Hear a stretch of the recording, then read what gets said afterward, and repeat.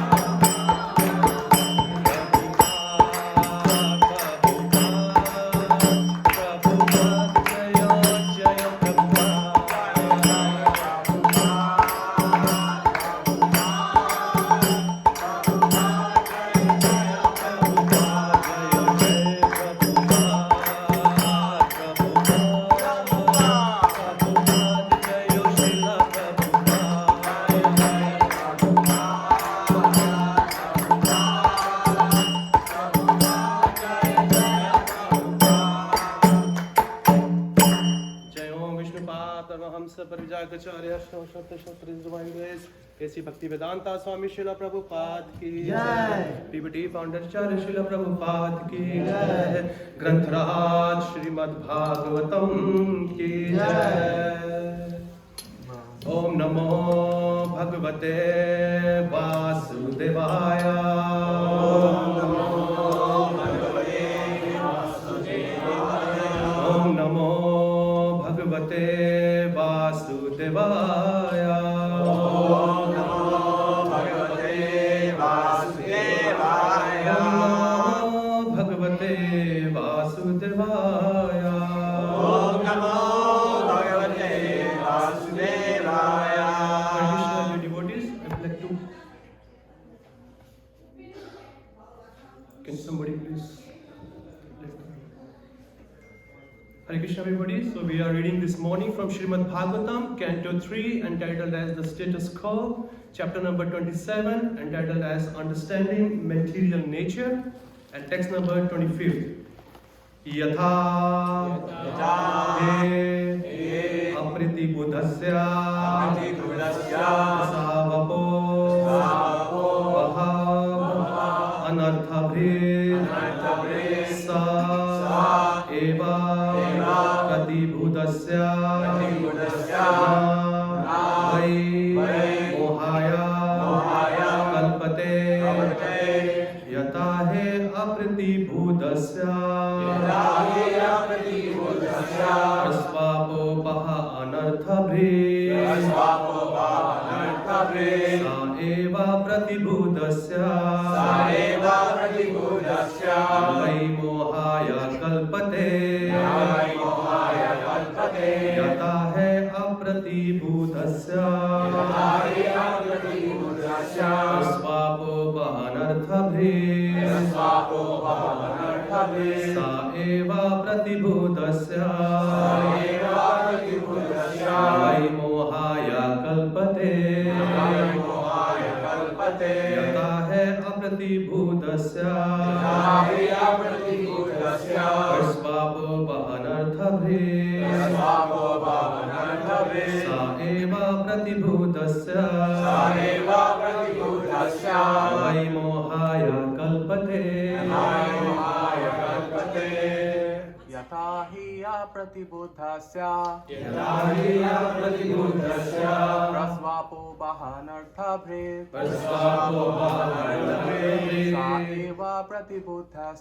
सा एव प्रतिबुद्धस्य न वै मोहाय कल्पते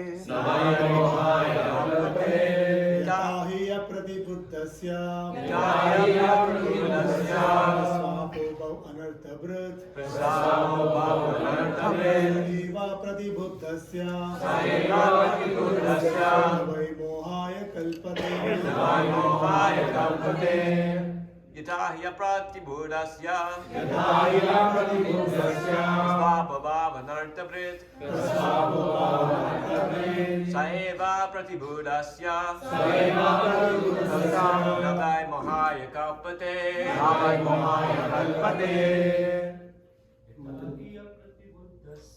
यथा हि प्रतिबुद्धस्य स्वापभावनर्थभृत् स एव प्रतिबुद्धस्य न वै मोहाय कल्पते यथा हि प्रतिबुद्धस्य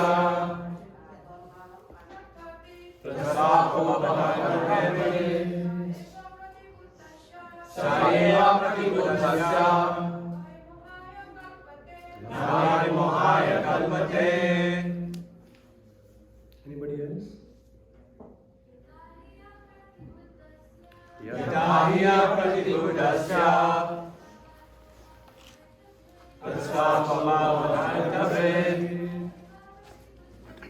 स एव प्रतिबुद्धस्य न वै मोहाय कल्पते What two word meaning? Yatha, Yatha, as as he, he, indeed. indeed apratibudhasya, of one who is sleeping, of one who is sleeping, parsvapaha, Svapaha, the dream, bahu anarthabhre, Bahuvanarthamre, bearing many inauspicious things, bearing many inauspicious things, saha eva, Saha that very dream, that very dream, pratibudhasya, Pratibudhasya, of one who is awake, of one who is awake, not, why, certainly, mohaya, Mohaya, for bewildering, for bewildering, kalpate, Kalpate, is capable. is capable. Translation and purport by Srila Prabhupada ki Jai. translation. In the dreaming state, one's consciousness is almost covered and one sees many inauspicious things. But when he is awakened and fully conscious, such inauspicious things cannot bewilder him. Purport. In the conditioning of dreaming, when one's consciousness is almost covered, one may see many unfavorable things which cause disturbance or anxiety, but upon awakening, although he remembers what happened in the dream, he is not disturbed. Similarly, the position of self-realization or understanding of one's real relationship with the Supreme Lord makes one completely satisfied, and the three modes of material nature, which are the cause of all disturbances, cannot affect him. In contaminated consciousness, one sees everything to be for his own enjoyment. But in pure consciousness or Krishna consciousness, he sees that everything exists for the enjoyment of the Supreme Enjoyer. That is the difference between the dream state and wakefulness. The state of contaminated consciousness is compared to dream consciousness, and Krishna consciousness is compared to the awakened stage of life. Actually, as stated in Bhagavad Gita, the only absolute enjoyer is Krishna. One who can understand that Krishna is the proprietor of all the three worlds and that he is the friend of everyone is peaceful and independent. As long as a conditioned soul does not have this knowledge, he wants to be the enjoyer of everything. He wants to become a humanitarian or philanthropist and open hospitals and schools for his fellow human beings. This is all illusion, for one cannot benefit anyone by such material activities. If one wishes to benefit his fellow brothers, he must awaken his dormant Krishna consciousness. The Krishna consciousness position is that of Pratibuddha, which means pure consciousness. Om Jnanatimidandasya Jnananjana Shalakaya Chakshunmilitam Yena Tasmai Shri Guruve Namah Shri Chaitanya Manobhishtam Sthapitam Yena Bhutale Swayam Rupa Kadamahyam Dadati Swaha Padantikam He Krishna Karuna Sindho Dinabandho Jagatpate Gopisha Gopika Kanta Shri Radha Kanta Namostate Tapta Kanchana Kaurangi Shri Radhe Vrindavaneshwari Vishwabhanu Sute Devi Pranamami Hari Priye Namam Vishnu Padaya Krishna Krishnaya Bhutale Srimate Bhakti Vedanta Swami Nityanamane Namaste Saraswate Deve Gauravani Pracharini Nirvishesha Shunyavadi Pashyate Deshatarani Jai Shri Krishna Chaitanya Prabhu Nityananda Shri Advaita Gadadha Shivasadi Shigaur Bhakta Vrinda Hare Krishna Krishna Krishna Hare Hare Hare Rama Rama Rama Hare Hare. Hare Krishna, dear devotees. So it is one of my favorite canto or the pastimes of the Srimad Bhagavatam. As you all know that this is one of the second largest conversation in our Srimad Bhagavatam, and the first one is Uddhav Gita, where Lord Krishna is giving the knowledge about spiritual and material things in Canto 11. Now this is the second largest conversation happening in Srimad Bhagavatam, where Lord, as Kapila Dev, he is instructing his mother and making her as an instrument to instruct the whole world. The same thing is happened in Bhagavad Gita. Arjuna was a self-realized person. He was a powerful yogi, and top of that, he was a powerful Vaishnava. He doesn't need to be understand all those things because he is constantly, since his childhood, he is associating with Lord Shri Krishna. But now, as you can see, Mother Devahuti, she is not an ordinary woman. If you read in chapter 21, 22, 23, where you further let the Bhagavatam open that she is the Yoga Lakshana. Her husband, Kardama Muni, is being called as Mahayogi. Okay, usually yogis have 8 maximum powers, mystic power, but he has one further stop, 9. Okay, and Lord Krishna is Yogeshwara. He is the Lord of all the mystic power. And similarly, if you see the person, the husband is as powerful as Mahayogi, do you think he will accept the wife like an ordinary woman? No, she's been called Yoga Lakshana. She was also perfect in mystic power and she also knew all those things. But being into the womanly body, she is criticizing herself that my husband was a great Vaishnava. I could not even take a divine association with him. I was grossly involved in my sense gratification. All I was requesting him, please satisfy my senses, give me sons, give me daughters, give me all the opulence. But when her husband left out, okay, and then she requested her husband, you promised me the day when my father came here to give my hand to you that you will do something. And that was, Kardama Muni, he promised his father-in-law that I will make your daughter Abhayam, means fearless. And when he was about to leave, he says, hello, you made a promise, what happened to this promise? And he gave a son who is none other than the Supreme Personality of God and Lord Kapila Dev. Okay? And Kapila Dev, he is instructing everything, which is called Sankhya philosophy. Sankhya means analytical study of what is matter and what is spirit. Just in few shlokas behind, if you see, she requested that what is the position of a conditioned soul when material nature, the 3 modes of material has gripped it, has really entitled the living entity. How can a living entity come out of this material world? And in that next verse after following the words, he straightway gives the solution, only just by devotional service. Okay, but now the devotional service also requires many more detailings. It's not just, okay, what can be done in devotional service. So there are Navada Bhakti, Sharanam, Kirtanam, Vishnu Smaranam, Pada Sevanam, Arjanam, Vandanam, Sakhyam, Atma Nivedanam. So these are 9 steps. But all those 9 steps has to be performed according to the scriptures, according to the way our acharyas has explained us, not the way we want to do. Okay? No doubt in Bhagavad Gita, Lord is saying, Bhaktya Mam Abhijanati. You only know me, you only reach me only just by devotional service.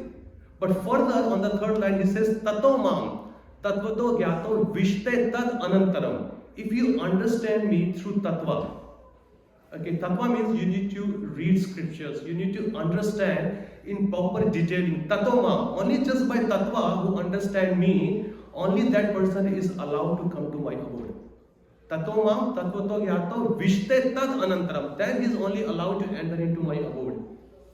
So that's why he is opening every single matters here, And now the material manifestation, if you see the whole cosmic manifestation, it comes under the material modes of nature. No matter whether it's a living entity, whether it's our speech, whether it's a day, even the planetary system, everything you name it, it comes under these 3 modes of material nature: modes of goodness, modes of passion, and modes of ignorance. Okay, if you have seen in chapter 14. The 3 modes of material nature, it's been elaborately described over there. And here also in Canto 3 and Canto 11 also.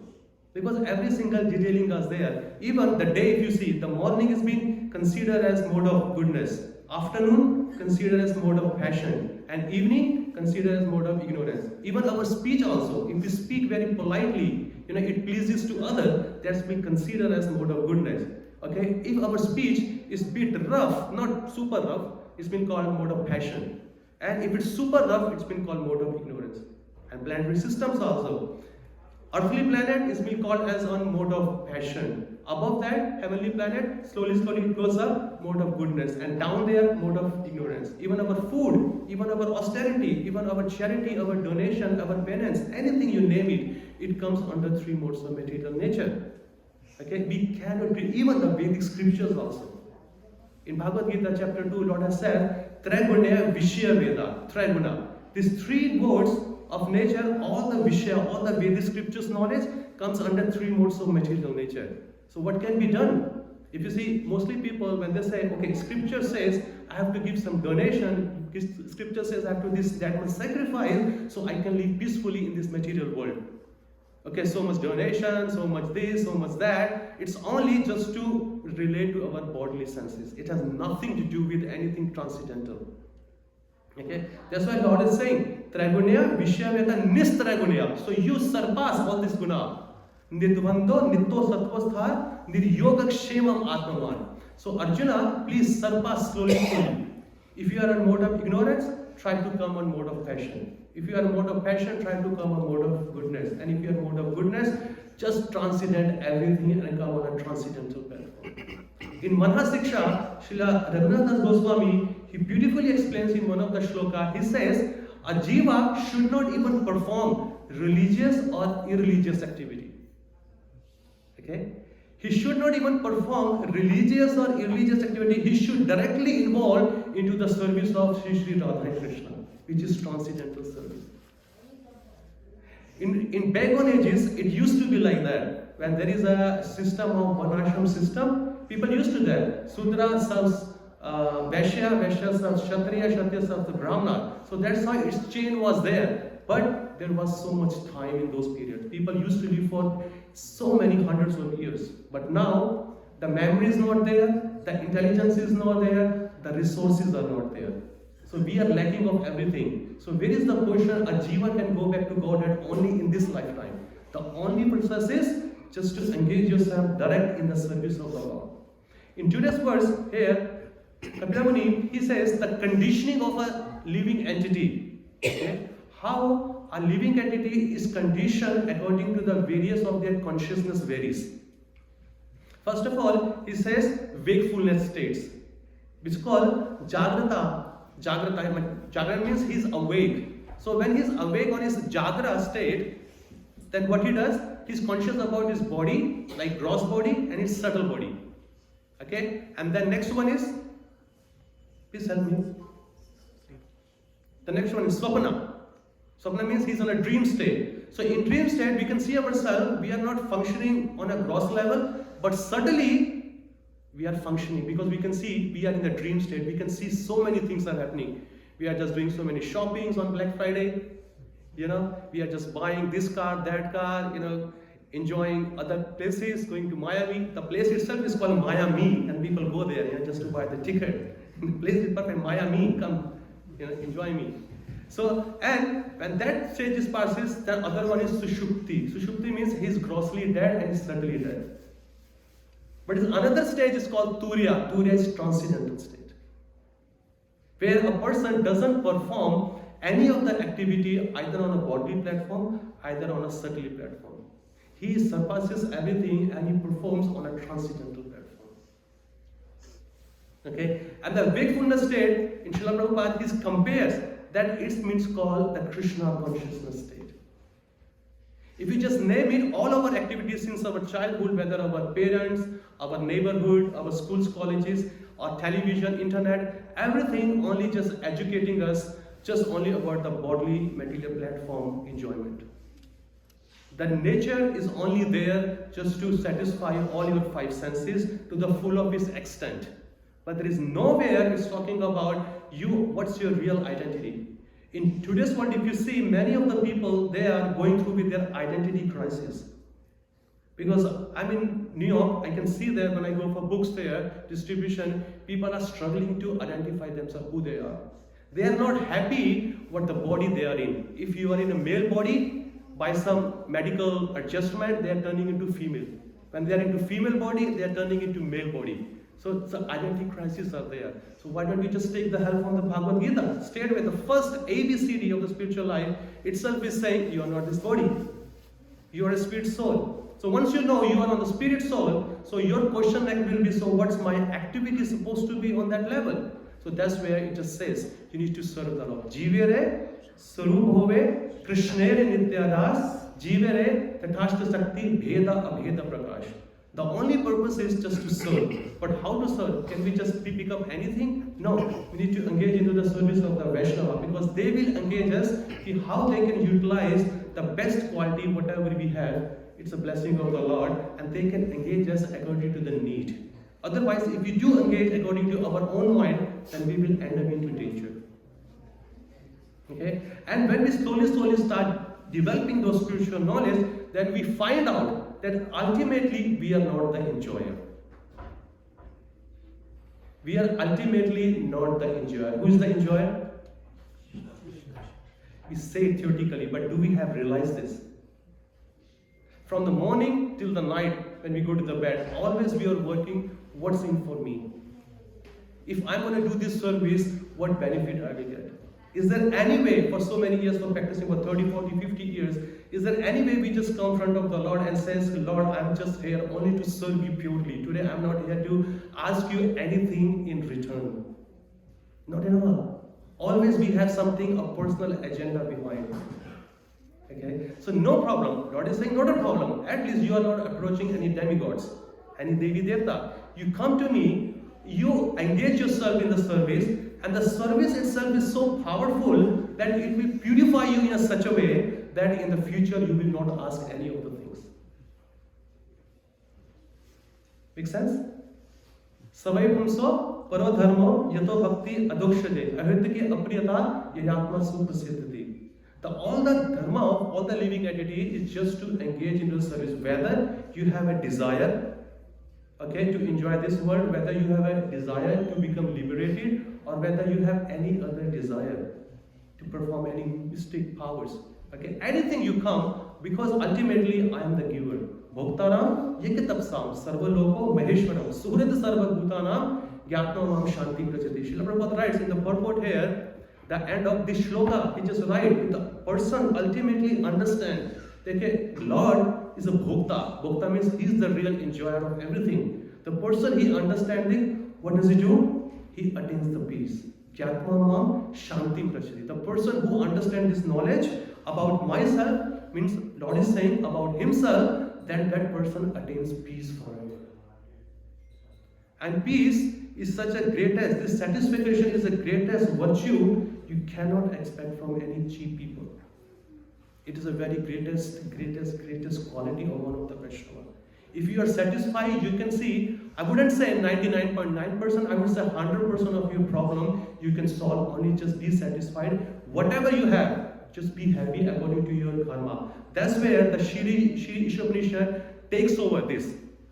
Ishavashyam idam sarvam yat kincha jagatam jagat tena taktena bhunjita magdha kassaswadhanam. Okay? This Ishavasya principle we have to follow every single step of our life. Because everyone's quota according to their previous deed, whether it's good or bad, has been assigned already. But if you try to take someone else's quota, okay, unfair means or any fair means, then definitely you have to pay. And in one of the lecture of this particular shloka, Srila Prabhupada mentions that if on the street there is a bag of rice lying down there, okay, a bird comes, bird eats and she goes away. When another dog comes, he eats, he goes away. But when a human comes, he eats and he takes the bags away too. You know, why? Because that's why these problems are happening. This scarcity, Prabhupada says, only in the material world is not just cause for the food. The only scarcity in this material world is only just for the Krishna consciousness. People are not Krishna consciousness enough, or they are not at all, first of all. So that's why this movement has been established, just to educate everybody. First of all, you make your life perfect and then help others also. So daily reading, daily chanting, daily service, daily eating prasadam, everything is assigned here. All the syllabus, all the curriculums, all the activities, Srila Prabhupada and all our acharyas has been established. This is not just the activity, the syllabus established by Srila Prabhupada, it's been established by Srimad Bhagavatam. Prabhupada and acharyas, they are just amplifying to the world. People say, oh, these 4 reality principles are the rules of ISKCON. No, not at all. These rules are not the rules of ISKCON. These rules are the general rules. And Srimad Bhagavatam in 1st canto, chapter 17 and 16, you can see it's completely described over there. That's where the Kali Yuga resides. It's pretty easy. It's pretty easy to save yourself into the Kali Yuga of time. Because Kali Yuga living in those 4 places. No gambling, Prabhupada says, no meat eating, no intoxication, no illicit sex, and eating only prasadam and chanting Hare Krishna. So if you don't do those 4 things very strictly, you can see Kali Yuga cannot touch you. But the time you start doing it, you can feel the Kali Yuga is already there in your life. So only just to take away Kali Yuga from your life, you need to be engaged and strictly follow the instructions of the Acharyas and Srila Prabhupada. And practically you can see all day by day, the people are around us, surrounding us, they are setting a very good example in any of the ashram. Either they are brahmachari, they are setting very good example. Householder, they are setting very good example. Vanaprastha, they are also there. Sannyasis, they are also there. We just have to find people, those who are setting a very good example in our ashram and try to follow them, try to serve them. Sayam Mahat Sevya Vipra Punya Tirtha Nisevanat. By serving those people, those great souls, those who are free from all the sins, their qualities will come into you.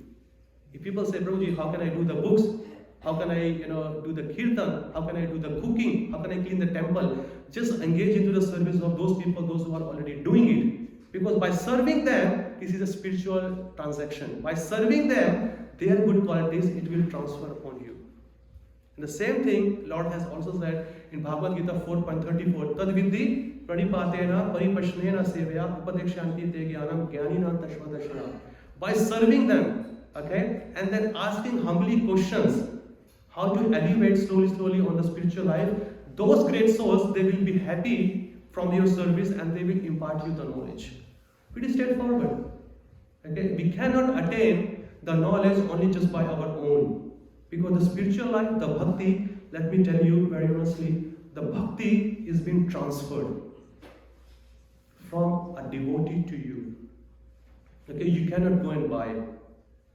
No, the Bhakti Devi, you cannot buy your own. The bhakti has been transferred. If you see in our life, maybe 20, 40, 50 years, you go back and see the day you were introduced to Hare Krishna movement. There was somebody, he imparted the knowledge.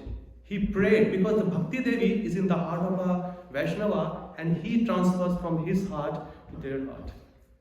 In his heart, Krishna is there and is transferring Krishna from his heart to the heart of the other people. Where do we know? In Canto 10, Vasudeva.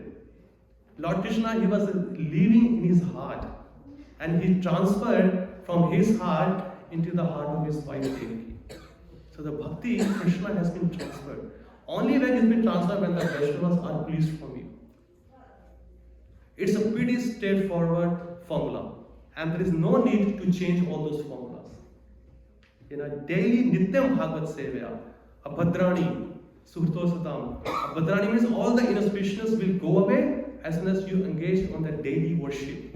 Worship means come and sit in the class. This is our first process. Hearing is our first process. Okay? If that part is weak, then your kirtana will be weak. And if your kirtana will be weak, then your Vishnu Smaran will definitely be weak. Yeah? So it's a simple formula. So as soon as your hearing is strong means it's not just you just hear and just go out and you do nothing, because all the instructions are there from the Srimad Bhagavatam and the speakers, he amplifies it. So whichever 1, 2, 3, 4, 5, 10 instructions you like it and you want to apply in your life, you immediately apply. And when those instructions are being applied in our life, then it means that you have sat in the Srimad Bhagavatam and you heard the instruction. Hearing means whatever you hear, you apply in your life. Otherwise, if you don't apply, that means you sat, but other sense you didn't sit in the class. You heard, but other sense you didn't hear anything. So that's why it's very, very important just to hear all those things. And ultimately, everything will be imparted as just a matter of time. When Krishna will see our sincerity, a person, even though whatever he has material impediments, any shortcomings, Krishna will fulfill it. He will rest it. That's why it's been said, that many people who cannot walk on the path of bhakti, they run by the blessings of the Guru and Krishna. Those people who cannot speak properly, they start speaking like too many shlokas, and everything. We have seen. The person in our Hare Krishna mode, we can see whatever profession we come from, and the activity we never touched in our life, we learn everything here. Many people, those who are doing from IT background, their whole life they are just working 8, 12 hours, 15 hours a day, but they never been to the kitchen But they come to the Hare Krishna Krishna, Prabhu, can you please help with the Sunday feast cooking? And they go in there and they learn everything. What is cumin, what is salt, what is sugar, what is rice, what is atta. They learn everything. Everything, any profession can be used in the Lord's service. It is just a matter of time that how much we want to surrender to the Lord. Here. Okay, I'll stop here and see if anybody has any questions or anything need to be added.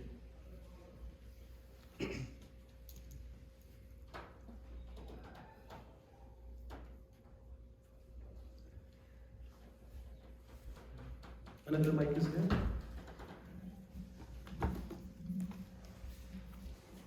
Hare Krishna, Prabhuji. Hare Krishna. Hare Krishna. Prabhuji, you mentioned the 4 stages, the Jagrata, Swapna, and the third one. Shushupti. Can you explain that a little bit more? Shushupti is where you are completely not functioning on a gross level and subtle level. But the soul is there. Like the person, that means if a person, no matter how much you give them the spiritual knowledge, no matter how much you feed them, how much you do that, they're still the dull people. They will not take up the process of bhakti at all. Some people, you just preach them on the one level, it is just the thickness of their ignorance. This state consciousness is called the thickness of their ignorance. If you just meet somebody, Prabhu, can you please do some chanting? They immediately do it. Okay? Because their ignorance is very, very thin layer. And somebody comes and he just brush it, they just start, taking the process, doing service, doing so many things. But some people take a month, 6 months, a year, or 10 years, they take. So that's called their another stage, which is called swapna. Okay? Grossly, they are not functioning, but certainly somewhere is there. So you just shake them, they do it. But some people, maybe probably not in this lifetime, next lifetime, so the thickness is very, very heavy to that. So this is the consciousness of the individual living entity.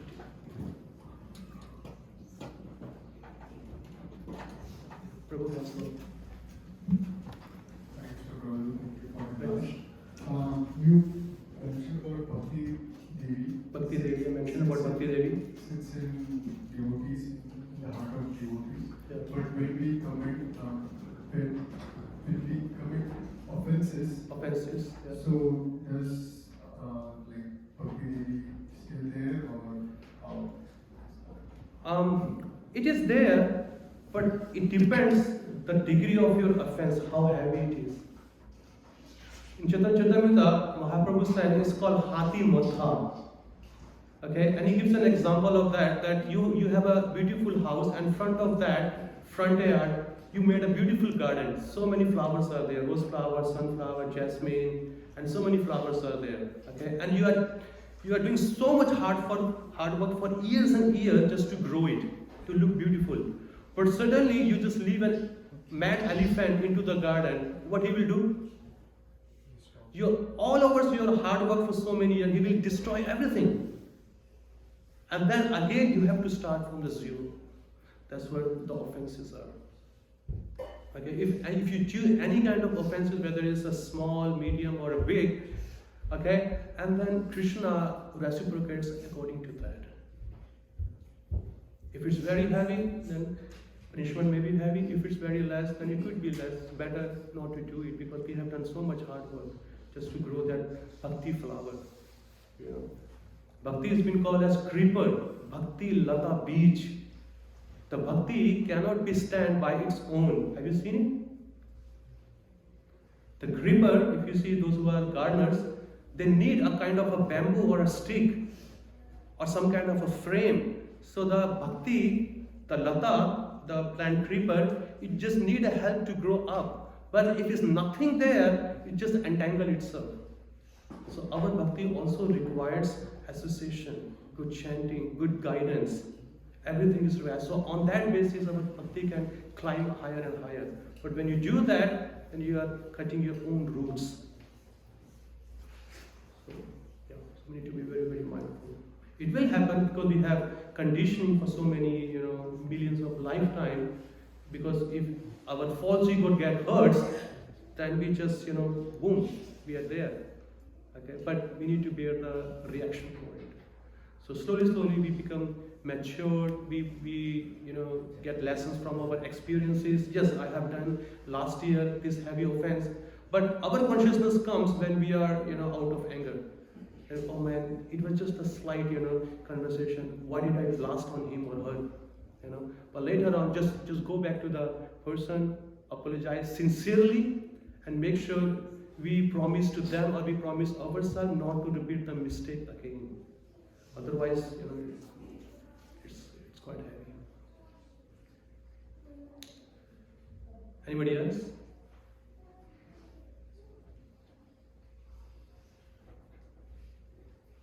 Okay, if it's not there, thank you so much for coming. ग्रंथराज Shrimad Bhagavatam की जय, प्रभुपाद की जय, निताय गौर प्रेमानंदे।